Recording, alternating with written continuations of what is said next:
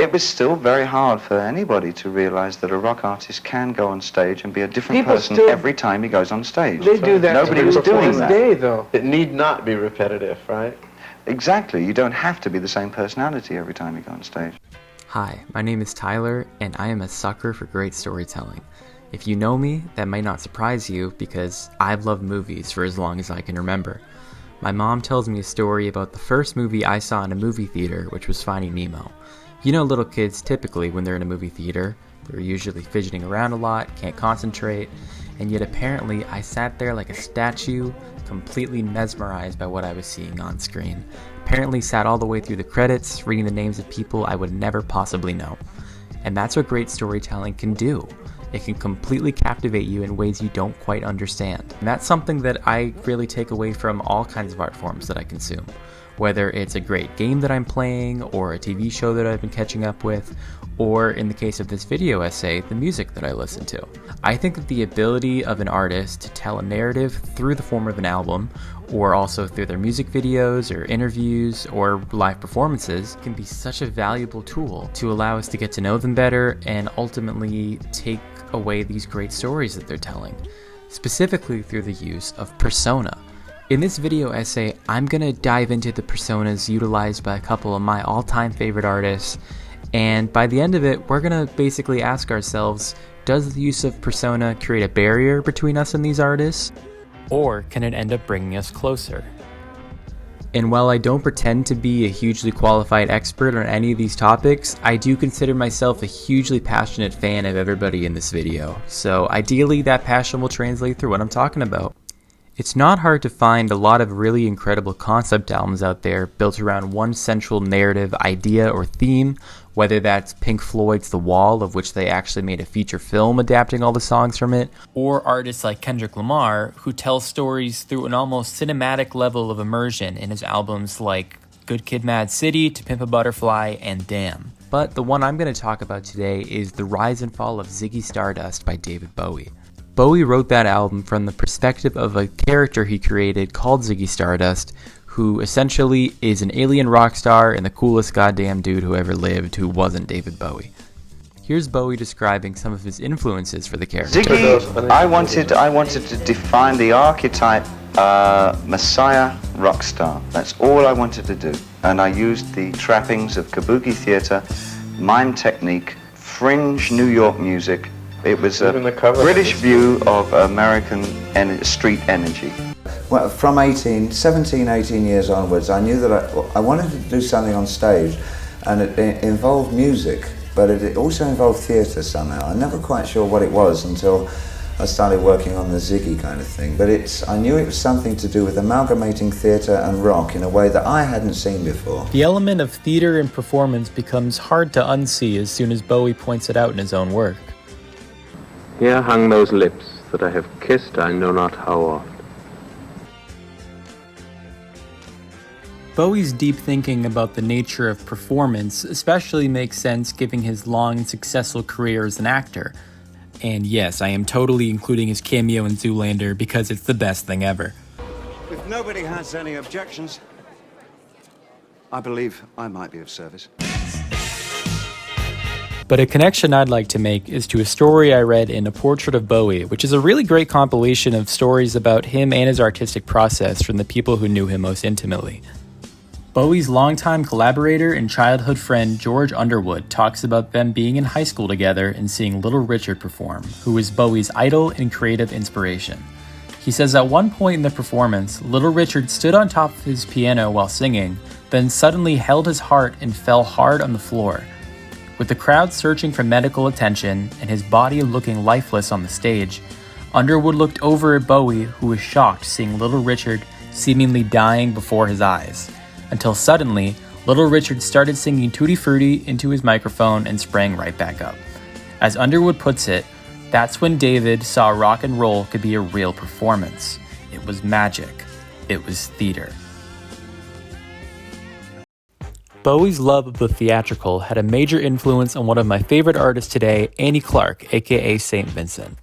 With every single album, she ends up changing her look completely, changing her sound, changing the things that she writes about, but still being fully honest to who she is as an artist.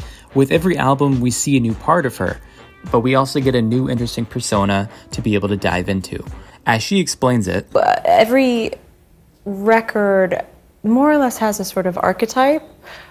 So like I did an archetype of like housewife on pills, and I did another archetype of like near future cult leader, and this is like, you know, like dominatrix at the mental institution.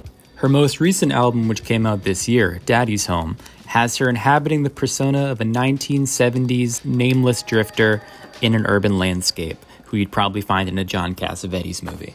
The palette of the album follows that similar 1970s direction, full of a warm palette of soul, funk, and groove, but ultimately the persona carries with it a deeper purpose that lends it greater meaning for who she is behind the mask.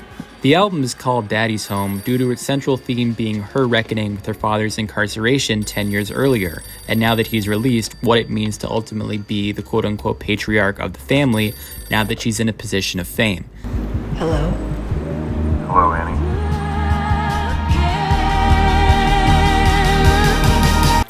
Annie Clark's understanding of just how powerful a visual can be in telling a story certainly comes from her greatest inspirations, such as David Bowie and Kate Bush. I think that Bowie would fully agree with what she says here about what it means to express the personal through persona. Yeah, I am curious to unpack this idea of authenticity. And when did it become more authentic to just stand up on stage with no lights or costume or theatricality and just stand up there with a beard and your feelings? Even with her visible influences, she's been able to carve a lane for herself that's completely her own, cementing her as who I consider one of the most interesting and brilliant artists working today. And I haven't even brought up her unreal guitar playing skills yet, but come on, a human being has never been cooler than this.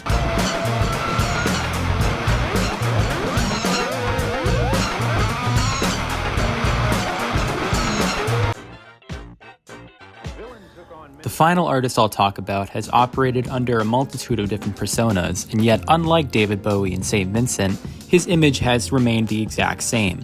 MF Doom, also known as Doom, Madvillain, King Ghidorah, Victor Vaughn, Metal Fingers, and never by his actual name Daniel Dumoulin, is considered one of the greatest rappers of all time and has the discography to prove it. Something I find so interesting about Doom is the fact that he promised never to take off his mask in public, and he never did. His persona was all about maintaining the mystery. Even though throughout all of his different albums, he conjured up many different characters who he rapped from the viewpoints of, and oftentimes even argued with himself on the same track, he still maintained an air of the unknown that drew so many people to him wondering what the hell this guy was doing so brilliantly. Yeah, the whole mask thing, really, it's a time in hip-hop where things, from my point of view, started going more to what things look like opposed to what things sound like. You know what I mean?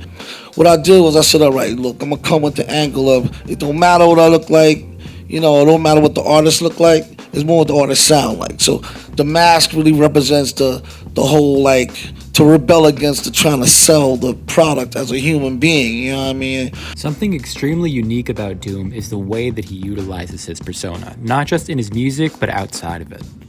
After Doom's passing away was announced unexpectedly late last year, I read a great article in Vulture which featured a story from one of his publicists about how Doom was once interviewed and had photos taken of him by a professional photographer from a magazine, and upon the photographer returning to his editor and showing him all the photos, they both discovered that the person that they had just interviewed and taken photos of for hours that day wasn't Doom at all and was actually somebody that he got to stand in his place behind the mask. Believe it or not, he also used this strategy during his live performances, where people wouldn't know if they were going to go see the real Doom, or if it was going to be an anonymous Joe Schmo hiding behind a mask that Doom hired to be mischievous. This was part of Doom's dedication to the role of the supervillain, pushing forward the idea that anybody could wear the mask, which, while certainly frustrating if you paid good money to go see him perform live, does still exist as a kind of radical act of removing the self from celebrity. As he mentioned, it doesn't matter what I look like, it only matters what I sound like. Doom's brilliance lied in not only his incredibly detailed constructions of a persona, but also in his willingness to let that same persona collapse like a house of cards in front of your very eyes. The philosophy he believed in was that anyone can wear the mask. In living up to comparisons some have made between him and artists like Andy Kaufman, he's left his mark on music forever as one of its bravest and most forward-thinking artists about what it means to be an artist. In conclusion, I think that the use of persona can be a really illuminating way to see who an artist really is. Rather than just telling you who they are, they can use the idea of the persona to give you little shades of who they are, to show you little parts of their personality that don't fit comfortably in one set package. By varying album to album with how it may sound or how it may look, ultimately these artists have been able to change the music industry for the better. Here's hoping we see many more try it out. And thank you for watching.